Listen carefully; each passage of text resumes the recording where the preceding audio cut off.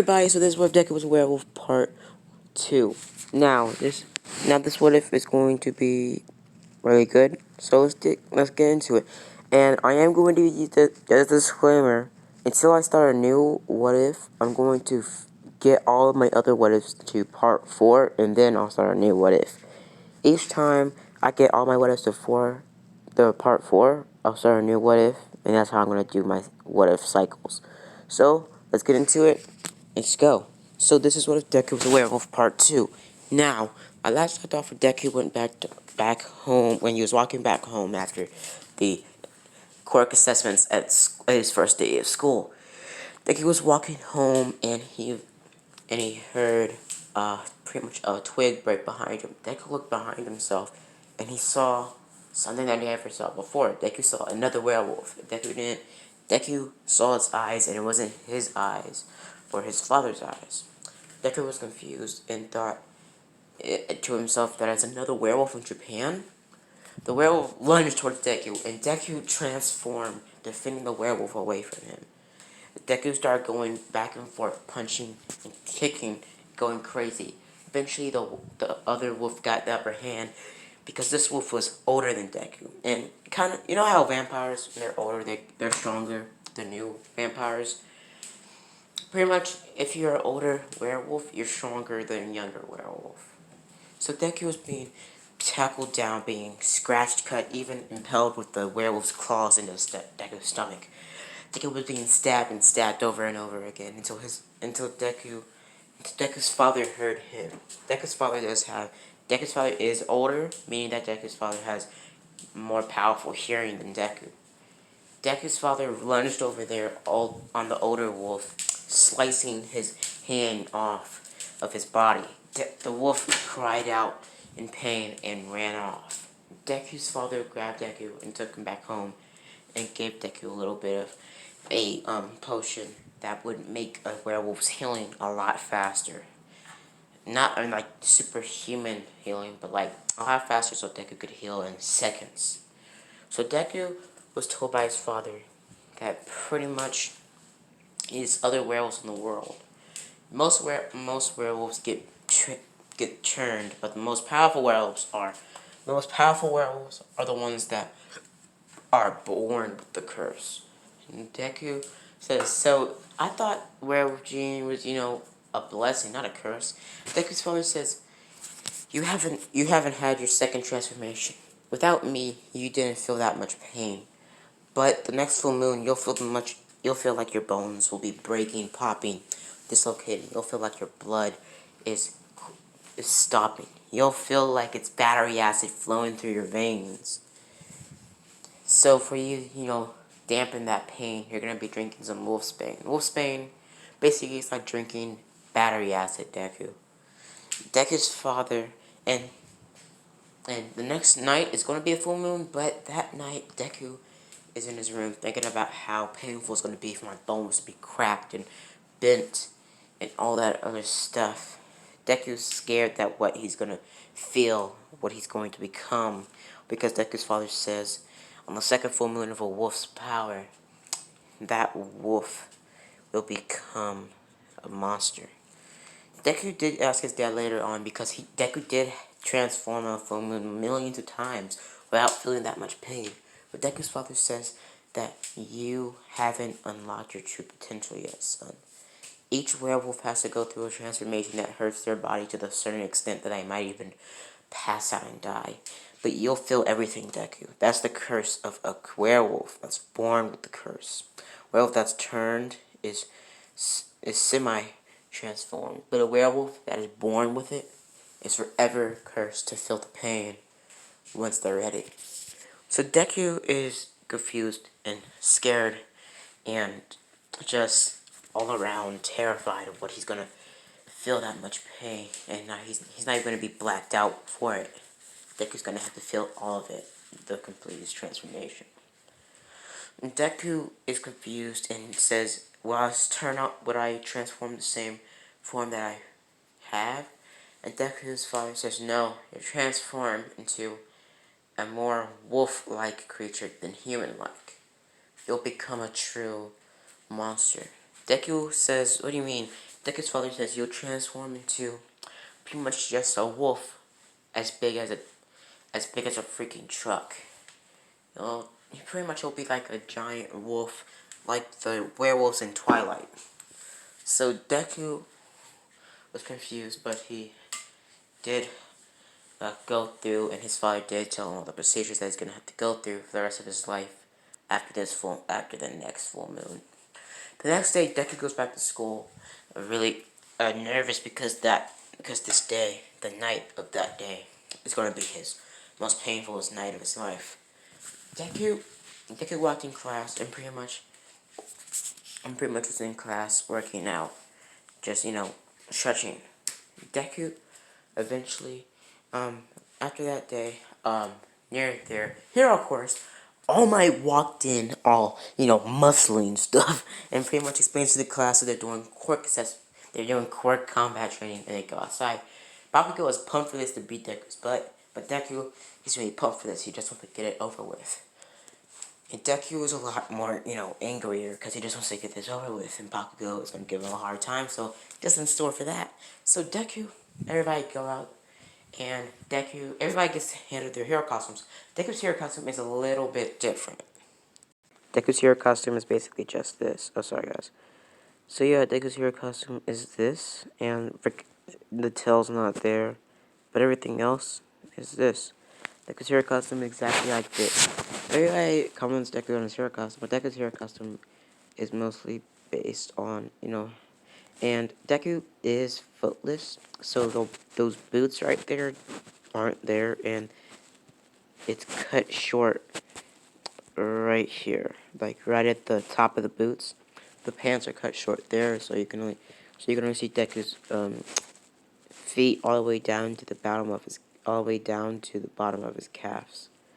So Deku is feetless, so is shoeless, so he could transform, so he doesn't rip through shoes. So Deku doesn't have any shoes on. And also Deku's pants and shirt are really flexible, so Deku can transform without ripping through them. So Deku does have a very sort of a practical, but also sort of a really good looking outfit. So Deku has these chains on him, so he can simulate the movement of how animals were caged up, and Deku is a werewolf. And sort of like that. Deku just does it because, well, it looks cool. So Deku does get coming in his outfit, but Deku pretty much starts right there. They get up, and they go. So everybody else is teamed up the same. Deku is teamed up with Ochaku, and, Bakugo is teamed up with Ida. They start, and everything starts up the same. Deku goes to the window the same, but he just leaves Ochaku there, not saying anything to her. When he's running away, he says to go up to Ida and try to hold him off without take down Bakugo. So Deku's running, and eventually he comes across Bakugo. Bakugo goes for a huge explosion towards Deku. Deku dodges it, grabs Bakugo's hand, and throws it down on the ground. Deku grabs Bakugo's head and starts pummeling him down to the ground, making him bleed out. Deku grabs Bakugo's back of his head and chucks him up into the air. Deku body slams him down into the ground while Bakugo's in the air. And Deku's just going wild at it. And Deku isn't transformed yet, he's just using his normal beta strength in his human form. Deku is punching and punching and punching. And Bakugo does get the upper hand and throws a big explosion at Deku's stomach, pushing Deku off. Deku gets blown into a nearby wall and falls onto the ground. Bakugo throws a bigger explosion with his gauntlet this time, pulling the pin right at Deku. Deku is, in this short moment, transforms. Deku transforms into his, pretty much beta, his, his normal transformation, and lunges straight for Bakugo. Bakugo dodges, but Deku grabs Bakugo's the back of his head and body slams him right through the ground, making Bakugo fall down into the next floor. Deku jumps down the hole and pretty much lands right on Bakugo. Bakugo gets knocked out, and Deku jumps through the hole that he jumped into, jump up the hole that he jumped into. getting on the same floor that he was originally, running up the stairs, getting to where Ochaku is trying to, push back Ida. Ida at this point is running around with the bomb in his hand, and Deku lunged straight for Ida. So I guess. Deku lunged straight for Ida, going for a huge claw attack. Ida dodged, but Bakugo got back up, got back in consciousness, and ran off. But Bakugo did get told by somebody in the field that he was out, and Bakugo looked at his arm and saw that it was capturing tape around it. Bakugo was pissed, and Ito was trying to hold off Deku, but Deku didn't have, wasn't holding back anything. So Deku started clawing straight at Ito, just clawing, stabbing, and actually tapping into his monster head, his monster mindset. He was just clawing, ripping ripping some flesh off of Ida. Ida wasn't injured that much, but Ida was being cut into. Eventually, Deku eyes started going crazy, and they saw that Deku's eyes were completely white. No pupils were there. Deku was about to take out both of his claws and just ram it straight into Ida, but Ochaku got on top of the bomb, and she won. Well, the hero team wins, villains lose, and that's what snapped Deku out of his monster mindset, his werewolf form mind. His werewolf mind. Deku was confused, and Ida was looking at Deku like he was about to kill him. Ida looked like he was terrified. Deku got off of Ida and transformed back. Deku said, "I'm sorry," and walked off.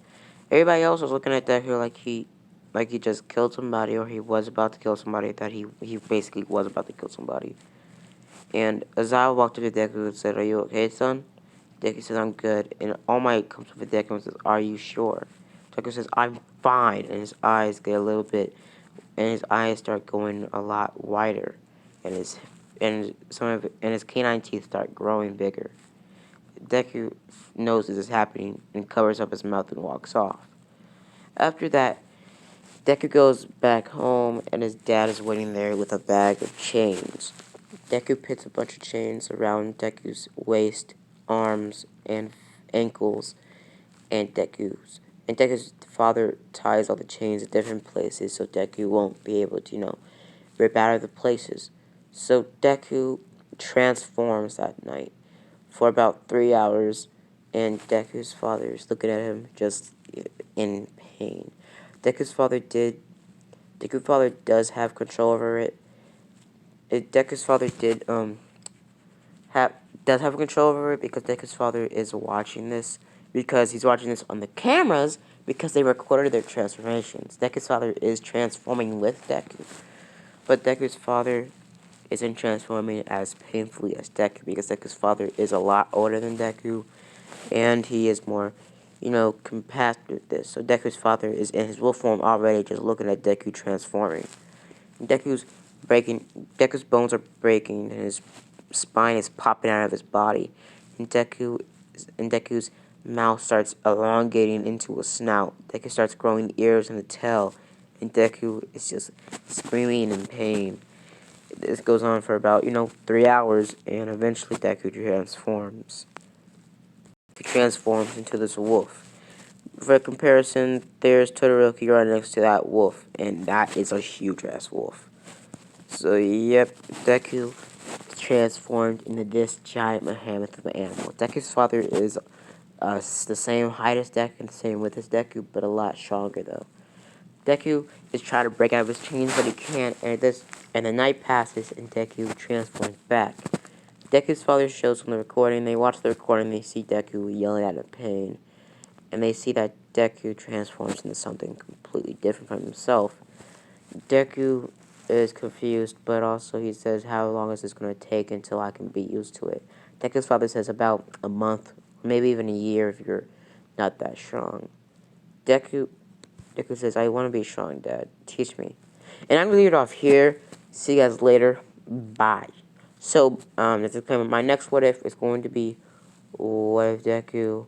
My next new what if, after, I finish, part 2s to all my other what ifs, is what if Deku was an alien or a xenomorph. See you guys later. Bye.